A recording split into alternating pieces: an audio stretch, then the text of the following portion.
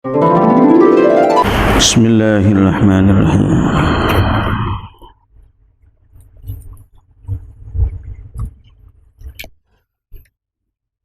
Assalamualaikum warahmatullahi wabarakatuh. Alhamdulillahi rabbil alamin. Wassalatu wassalamu ala ashrafil mursalin Nabiyyina Muhammadin wa ala alihi wa ashabihi wa tabi'in wa man tabi'ahum bi ihsanin ila yaumiddin. Subhanaka la ilma lana illa ma 'allamtana innaka antal alimul hakim. Rabbana iftah bainana wa baina qaumina bil haqqi wa anta khairul fatihin ya fattahu ya alim. Bapak-bapak sekalian yang dirahmati Allah, alhamdulillah sore hari ini kita masih dianugerahi berbagai nikmat sehingga bisa melanjutkan kajian hadis-hadis Nabi. Di halaqah sebelumnya sempat saya mengingatkan sebagai kesempurnaan ikhtiar kita di masa-masa pandemi, di mana sudah sering dianjurkan, bahkan di beberapa tempat disuruh pakai masker, jaga jarak dan sebagainya. Itu kesemuanya adalah ikhtiar dalam rangka untuk menyelamatkan jiwa.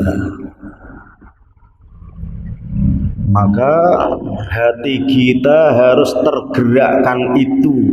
Ngapain pakai gini segala? Ketika ditanya begitu, maka hatinya menjawab ingin menyelamatkan jiwa, nyawa. Dan itu juga adalah anjuran dan perintah agama kita. Maka kalau itu tekad hatinya, maka semua ikhtiar yang kita lakukan pasti akan ada hisab dan hitungannya. Karena dalam rangka untuk menjalankan perintah agamanya. Selain itu juga tidak kalah pentingnya untuk senantiasa minta perlindungan kepada Allah. Sering-sering baca doa. Jangan sampai hanya maskernya saja. Jangan sampai cuma hanya sering cuci tangannya saja. Tapi doa dan kalimah-kalimah Allah sering dilantungkan. Bismillahilladzi la yadurru ma'asmihi syai'un fil ardi wala fis sama' wa huwas sami'ul alim. A'udzu bi kalimatillahi tammati min syarri ma khalaq. Bahkan Imam Syafi'i juga menganjurkan di saat balak belum kelar-kelar juga perbanyaklah untuk membaca tasbih dan istighfar. Beliau menyarankan memperbanyak zikir la ilaha illa anta subhanaka inni kuntu minadh dhalimin. Karena bisa jadi Allah Maha berkehendak adanya ujian dan balak seperti ini, bisa jadi di antara faktor dan penyebabnya adalah kezaliman-kezaliman yang kita buat. Entah zalim kepada siapa gitu. Maka kita hidup jangan sampai mentang-mentang dalam kondisi gagah, jangan sampai sok. Karena mentang-mentang kuat memperlakukan orang lemah seenaknya, ditendang, dijotos, dipukul, bahkan terhadap orang-orang yang tak berdaya direbut apa ya? Diantem tapi antem beraninya kepada orang-orang yang tidak berdaya, jangan. Malam hari ini kita melanjutkan materinya dengan judul Haqquz Zauji 'alal Mar'ati. Haknya seorang suami yang harus dia terima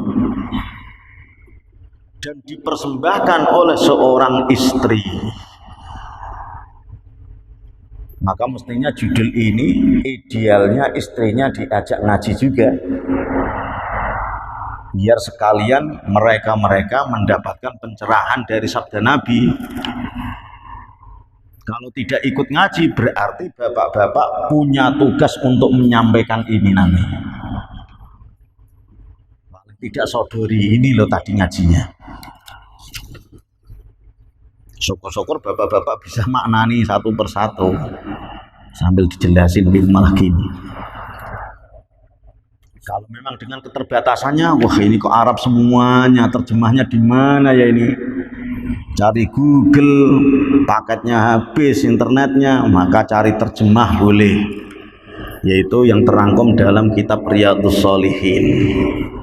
Suruh baca, tongkrongin, suruh ngangen-ngangen dan menghayati. Setelah dihayati, maka secara bertahap dipraktekkan, diamalkan. Jadi persembahan seorang istri yang perlu diterima oleh seorang suami. Qala Allah Ta'ala firmankan, Ar-rijalu qawwamuna 'alan nisa'i bima faddala Allahu ba'dahum 'ala ba'd wa bima anfaqu min amwalihim. فالصالحات قانتات حافظات للغيب بما حفظ الله. Ar-rijalu, lelaki-lelaki itu, suami-suami itu mestinya harus qawwamuna. Qawwamuna kalau dilihat terjemahnya adalah pemimpin, pelindung, pengayom. Kalau dilihat dari terjemah.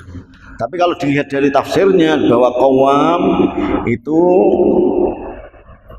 berasal dari kata qiyam alal amri, atau dari kata qawim juga bisa. Qawim itu lempeng. Maka kalau qawam berarti pelempeng. Pelempeng itu apa? Pelurus. Kalau diamati di rumah kok agak ada yang bengkok-bengkok, lempengin. Kok ada yang khilaf, tegur. Yang ada yang salah, benerin. Kalau yang agak nakal, nasihati. Maka terus ketika kita yang baca ayat ini, cermin pada dirinya, saya termasuk laki apa perempuan ya? Maka kalau memang dirimu masih menyadari bahwa dirimu laki-laki, qawwamuna 'alan nisa, lindungi, ayomi, jangan kau biarkan, jangan sampai kau telantarkan. Bima faddalallahu ba'dahum 'ala ba'din, karena Allah telah menganugerahkan kelebihan. Faddala itu bisa menganugerahkan atau bisa dari lafal afdal. Afdal itu apa? Lebih unggul, lebih utama di antara kamu atas yang lain. Antara pihak ini Allah lebihkan dalam satu kapasitas tertentu, ini nanti dikasih kelebihan yang lain lagi. Jadi memang itu sudah bawaan. Laki-laki diciptakan oleh Allah itu potensi untuk qawwam itu ada. Qawwam itu ada. Nah nanti ibu-ibu atau istri-istri nanti diberikan keutamaan atau keunggulan yang lain lagi. Apa itu? Nanti diantaranya adalah kepengen dilindungi, nurut, taat dan sebagainya, itu pasti sudah cenderung begitu.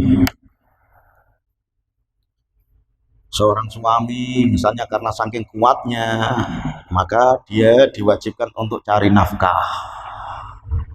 Tapi seorang istri nanti di sini disebutkan fassolihatu qanitatun hafizatun lil ghaibi.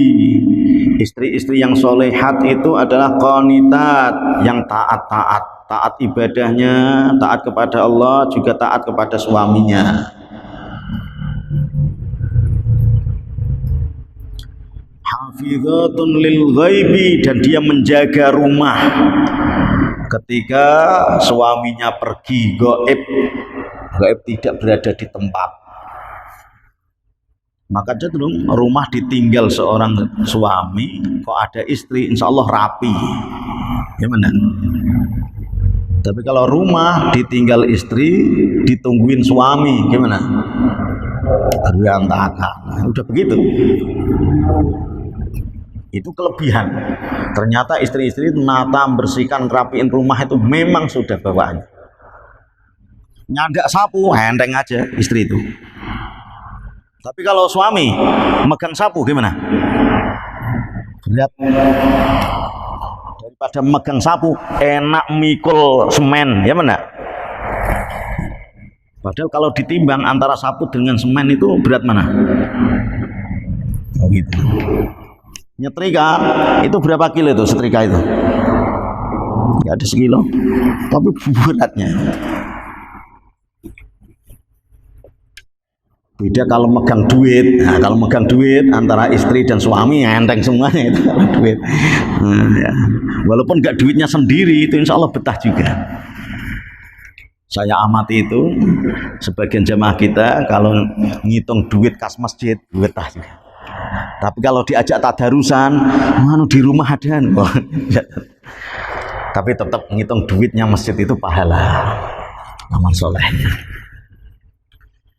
Wa an Abi Hurairah radhiyallahu anhu qala Rasulullah sallallahu alaihi wasallam, idza da'a ar-rajulu imra'atahu ila firashihi falam ta'tihi fabata ghadbana 'alaiha la'anat hal malaikatu hatta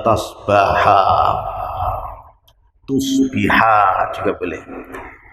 Idza da'a, apabila manggil. Siapa yang manggil? Ar-rajulu, seorang laki-laki alias suami. Siapa yang dipanggil suami ini? Imra'atahu, perempuannya alias istrinya. Jadi bapak-bapak manggilnya harus istrinya sendiri loh ya. Jangan yang dipanggil istri aja, istrinya. Diajak kemana? Dipanggil kemana? Ila firashihi, di ranjangnya, ranjang tempat tidurnya. Nah kemana? Nah kenapa kok dipanggil ke situ? Ya urusan orang dewasa. Entah untuk dampingi, entah untuk mijeti, untuk ngeroi, macam-macam. Tapi ketika dipanggil suaminya kok falam taktihi, kemudian istri tersebut tidak mau mendatanginya, nggak gubris, sehingga karena dipanggil tidak mau mendatangi, fabata, maka seorang suami tadi tidur sendirian. Bata itu dari kata mabit, mabit itu menginap. Tapi mabitnya atau tidurnya ghadbana, dalam keadaan marah, nyesek, kurang pelong. Alaiha, terhadap istri tersebut, maka la'anat hal malaikatu, maka para malaikat. Saya ulangi, para malaikat. Para itu berarti gimana? itu akan melaknat padanya. Melaknat itu berarti mendoakan tidak baik, marah juga, nggak terima marahnya malaikat. Ya Allah, kebangetan ini istri-istri suaminya sesoleh itu, rajin ibadah, nafkah, nggak selingkuh, setianya begitu, ketika lagi butuh kok dicuekin. Sampai kapan laknatnya ini? Sampai pagi hari, dari malam sampai pagi, berapa jam itu didoakan. Maka kita yang masih pada percaya adanya malaikat harus diingatkan ini. Jangankan malaikat yang melaknat, kita disosotin orang, sosot tahu ya, didoakan buruk. Biasanya kan kalau ada areal, terus ada tulisan barang siapa yang buang sampah di sini semoga tabrakan. Pernah ya kayak gitu ya? Itu ketika baca itu terus berani buang apa enggak? Enggak. Saking takutnya. Padahal yang nulis tadi ini malaikat atau orang biasa? Orang biasa. Yang nulis satu orang atau 10 orang? Satu. Didoakan orang biasa, kasarannya satu orang, gitu aja di sini kayaknya ganjal. Kita takut. Orang iman. Didoakan satu orang buruk aja begitu. Nah ini malaikat, maka harus betul-betul. Wa fi riwayatin lahuma idza batatil mar'atu, apabila seorang istri tidur tapi tidurnya hajiratan, hijrah. Hijrah itu meninggalkan, pindah. Kemarin dulu pernah kita bahas tentang hijrah. Tapi secara lughawi ya, secara bahasa kamus, hijrah itu meninggalkan. Apa yang ditinggalkan seorang istri ini? Firasha zaujiha, ranjangnya suaminya. Tidurnya di sofa, tidurnya di dapur, tidurnya di entah ada masalah apa. Maka kalau ada istri yang melakukan seperti itu, la'anat hal malaikatu. Seorang istri yang tidak mau menemani tidurnya suami, maka malaikat akan melaknat padanya. Wa fi riwayatin qala Rasulullah sallallahu alaihi wasallam, walladzi nafsi biyadihi, demi Allah zat yang menguasai diriku, ma min rajulin yad'u imra'atahu ila firashihi, tidaklah seorang suami yang mengajak atau memanggil istrinya, diajak kemana? Ila firashihi, ke ranjangnya, tapi setelah diajak fataba, kemudian istri tersebut nolak, bangkang. Kalau tadi bahasanya adalah falam taktihi, kemudian perempuan tadi tidak mau mendatangi, tidak mau datang. Kalau ini bahasanya adalah fataba, dari kata aba. Kalau dalam Al-Quran kata aba itu sering digunakan ke iblis. Dalam kasus ketika Allah perintahkan untuk bersujud kepada Adam, maka terus aba wastakbara, dia nolak, dia bangkang, nggak mau taat. Atau dalam hadis yang lain itu juga ada lafal-lafal aba itu, yaitu di hadis yang sangat populer juga, kullu ummati yadkhulunal jannata, semua umatku akan masuk surga, illa man aba, kecuali mereka yang nolak, bangkang, tidak mau taat kepada Nabi.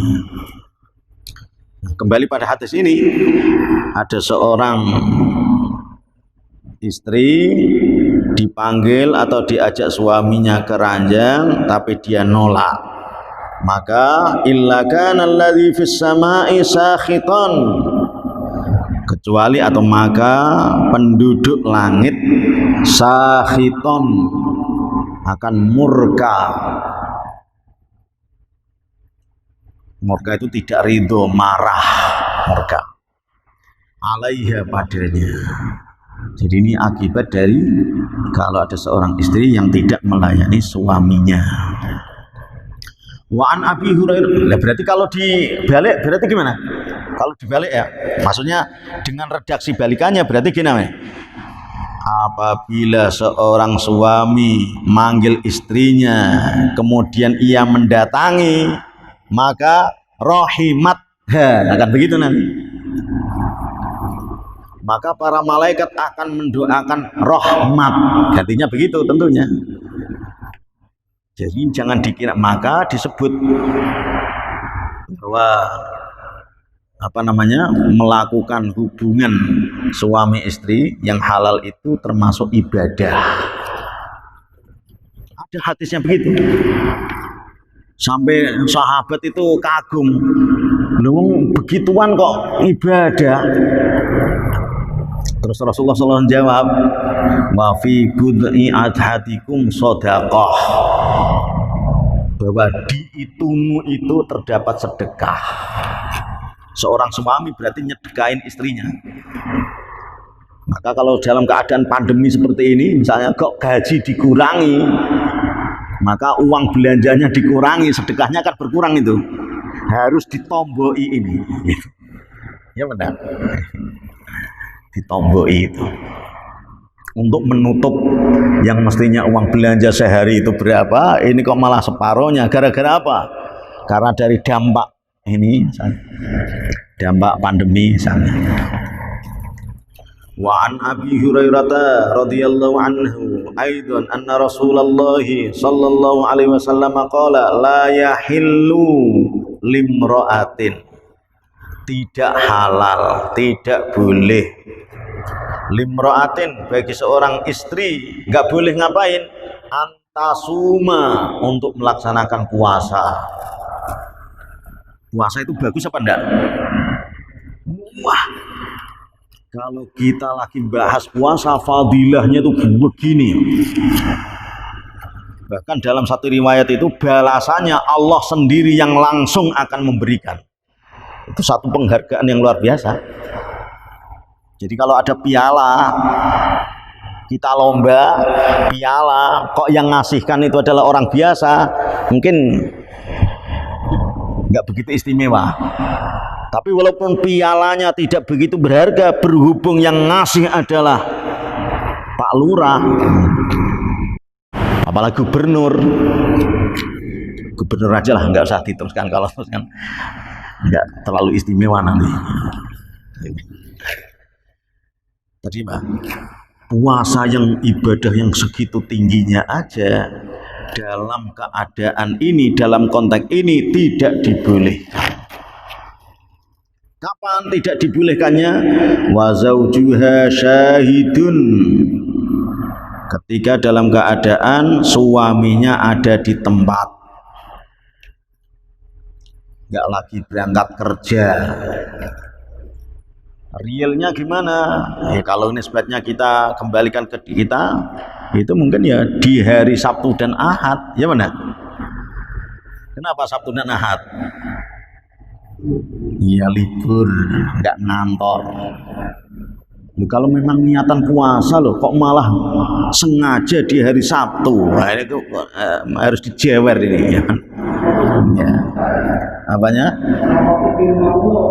Lainnya,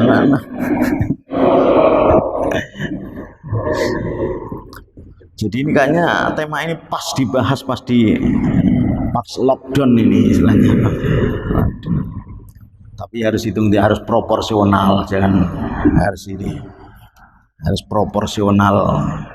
Sebab apapun, tidak hanya soal itu, makan aja kalau kelebihan nggak bagus, minum juga nggak bagus. Wala tusrifu, jangan sampai gimana ya, habis dipanggil, sudah didatangi, setelah didatangi bersih-bersih, belum kelar bersihnya dipanggil lagi, jangan.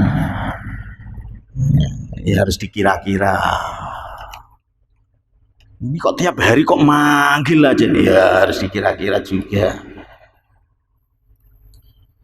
Kalau gregetan, kalau memang nggak mau dipanggil ya berarti ya khawatirnya nyari panggilan lagi gitu. Nanya ini repot lagi. Jadi kalau manggil ya dia aja gitu.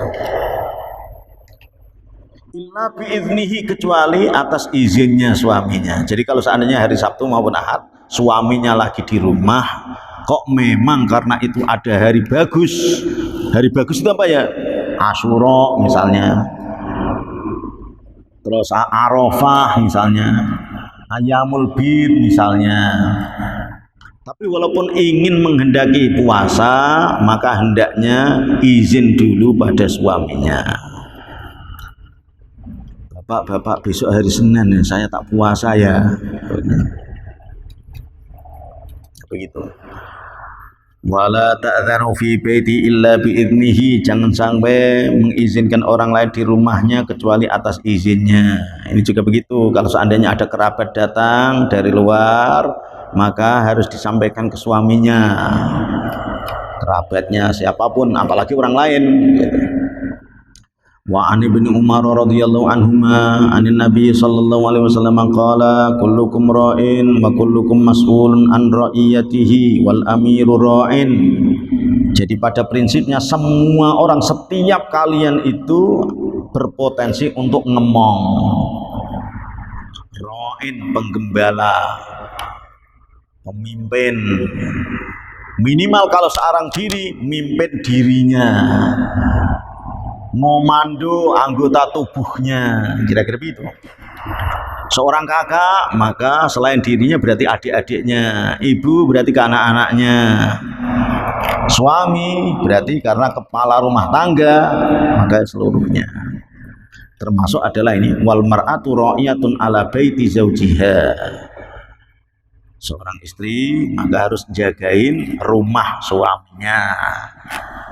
Jangan sampai ada kasus ditinggal kerja suami tapi istrinya nakal. Jangan. Tentu hadis ini dimunculkan, barangkali kasus di masyarakat ya ada, bahkan tidak hanya sekedar ada, maka bisa jadi diangkat di sinetron-sinetron, bisa jadi. Oleh karena itu hadis Nabi ini sangat mengingatkan dari awal. Wan Abi Aliyin Talqin bin Ali radhiyallahu anhu anna Rasulullah sallallahu alaihi wasallam idza ta'arrajulu zawjatahu li hajatihi faltatihi. Ini bagus sekali. Apabila seorang suami manggil zaujatahu, istrinya, kenapa dipanggil? Li hajatihi, karena hajat, karena suaminya lagi butuh apa? Macam-macam. Kalau suaminya capek, oh berarti butuh pijet. Kalau suaminya gatelan, oh butuh dikukur. Kalau suaminya lapar, oh butuh kenyang, butuh makan. Nah, butuh yang lain bisa diteruskan. Kemudian ini pesannya, ketika ada suami manggil istrinya, maka faltatihi, maka hendaknya istri tersebut mendatanginya. Bahkan wa in kanat alat tanuri, ini disebutkan wa in kanat alat tanuri, sekalipun saat itu istri tersebut sedang ada di dapur, suruh ninggalin masaknya. Tanur bisa jadi kendil atau bisa jadi, tapi ini ilustrasinya adalah lagi sibuk masak, suruh ninggalin. Tapi harus dikira-kira ketika ditinggal dibutuhkan lama atau cuma sejenak. Kalau hajatnya cuma sejenak, kepengen jawel aja, kepengen nyubit aja, yes, berarti balik lagi. Tapi kalau agak lamaan nih, berarti kompornya dimatiin.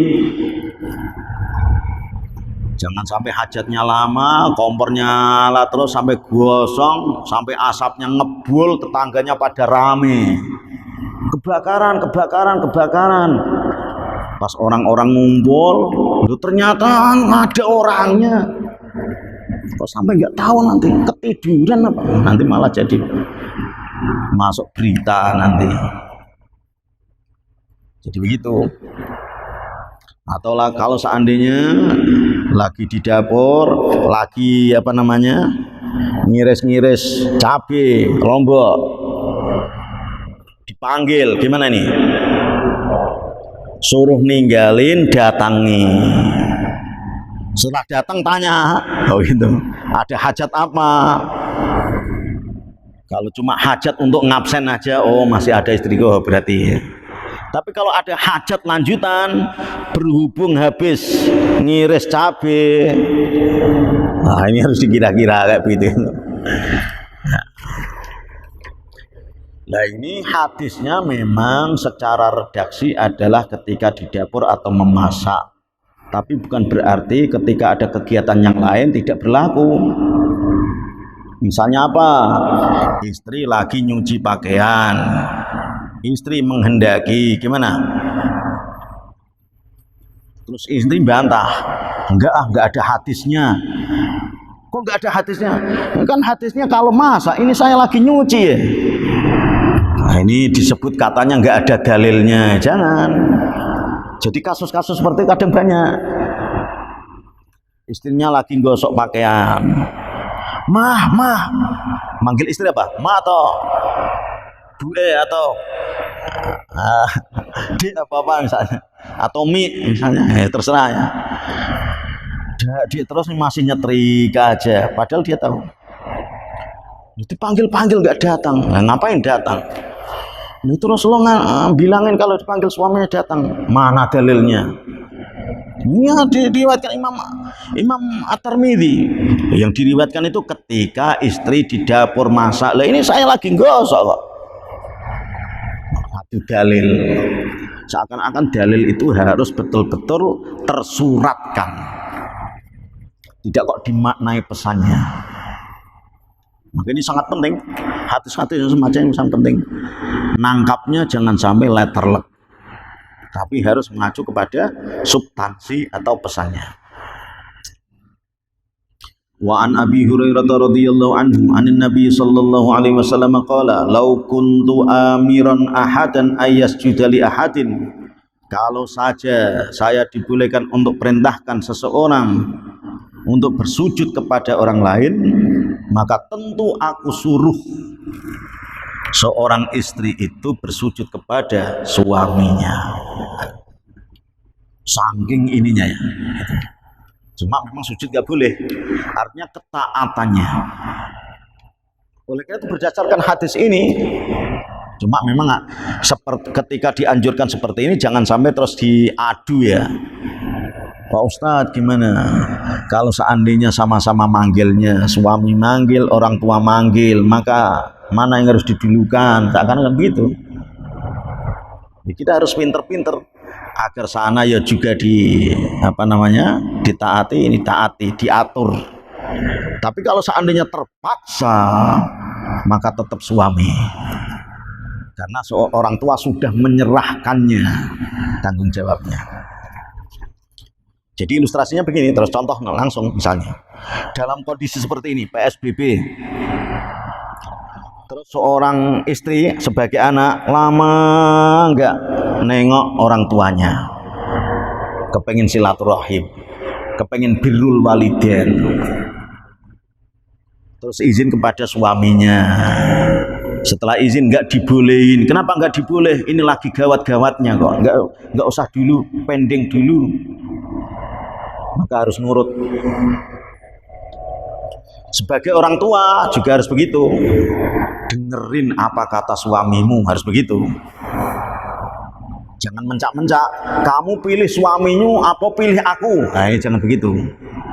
Nanti bapak-bapak ya, ketika nanti di posisi sebagai orang tua seperti itu, jangan sampai ajari anaknya untuk bangkang terhadap suami.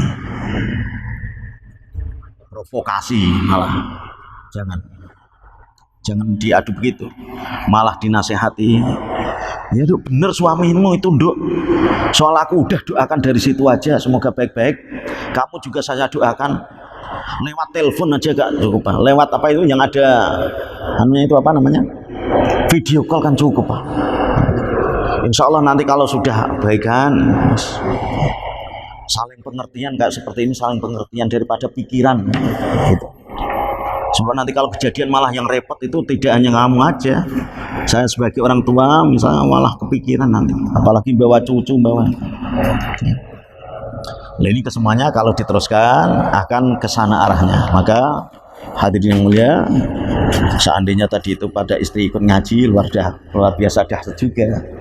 Tapi kalau seandainya tidak, maka bapak-bapak saya sampaikan ini, syukur dijelasin, dihayati pelan-pelan, dituntun pelan-pelan. Semoga masing-masing baik itu sebagai suami maupun istri taat kepada Allah dan taat kepada Rasulnya, sehingga itu akan menjadi tabungan amal solehnya di akhirat. Dan nanti tentu tema berikutnya kita berusaha untuk mengimbangi bagaimana kewajiban suami yang harus diterima haknya istri. Jangan sampai seorang suami menelantarkan istri-istrinya. Aku lupa lihatnya. Wa astaghfirullah li wa lakum wa lisairil muslimin. Kafaratul majlis. Subhanakallahumma wa bihamdika asyhadu an la ilaha illa anta astaghfiruka wa atubu ilaik. Wa sallallahu ala nabiyyina Muhammadin wa ala alihi washabihi wasallam. Walhamdulillahi rabbil alamin. Wassalamualaikum warahmatullahi wabarakatuh.